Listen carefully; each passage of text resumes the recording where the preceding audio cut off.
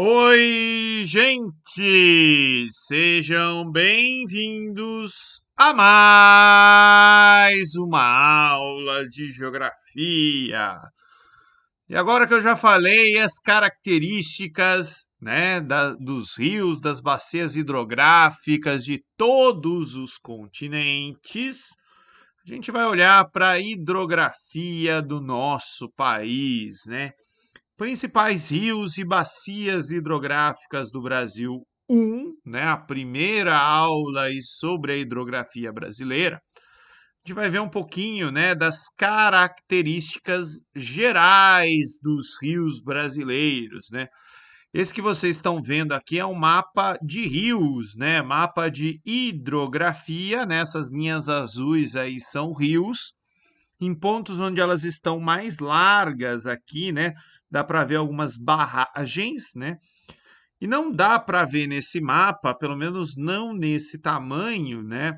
Um tipo de rio especial que são aqueles rios intermitentes, né? A gente costuma representá-los por linhas tracejadas, mas nessa escala eles não aparecem, né? Seriam alguns rios aqui, ó, do sertão nordestino.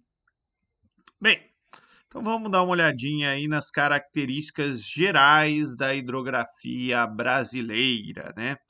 Então, quanto ao relevo, né, quando se a gente for classificar os rios aí quanto ao relevo, no Brasil predominam rios de planalto, né? Rios de planalto são aqueles rios encachoeirados, com quedas d'água, corredeiras, né? Bons para a geração de hidroeletricidade. Lembrando, né, que segundo o Jurandir, a formação de relevo que predomina no Brasil não são os planaltos, né? São as depressões, né? No entanto, o tipo de rio que predomina aqui não tem rio de depressão, né? São rios de planaltos, rios encachoeirados. Bem, quanto aos rios brasileiros, né, a maioria deles vai ter foz em estuário, né? Foz em estuário é que nem essa aí, a foz do Rio São Francisco, que vocês estão vendo, né? O rio ele está aqui, ó, terminando em um único canal, né? Uma foz em estuário. Na verdade, olha, ele deu uma divididinha aqui, né? Mas ainda assim é bem nítida a diferença aqui do estuário.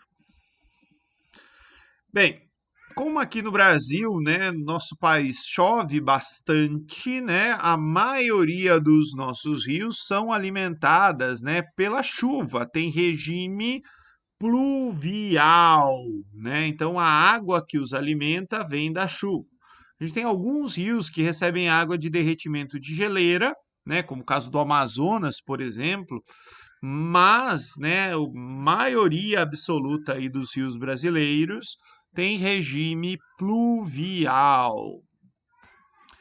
Bem, e como chove bastante no nosso país, né, a maioria dos nossos rios são perenes, permanentes, tem sempre água, né, no seu canal, mesmo que seja pouca água, né, vai ter rio, vai ter água o ano todo no rio. A maioria dos nossos rios tem drenagem exorreica, né? O sentido da drenagem, né? O destino final aí das águas dos nossos rios é o oceano.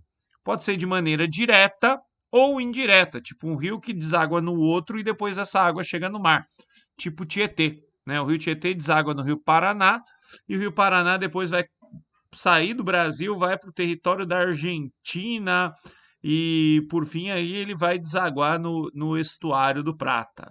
Na verdade, ele marca a fronteira do Brasil com o Paraguai, depois ele marca aí parte da fronteira do Paraguai com a Argentina, né, e depois ele termina ali no estuário da Prata. Então, a maioria dos nossos rios tem drenagem exorreica, né? O destino final das águas é o oceano. Bem, ó, aqui é uma outra forma, né, para a gente visualizar essa drenagem exorreica, muito melhor do que eu falando, né?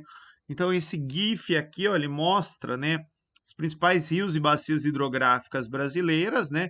E o destino final é o oceano, ó.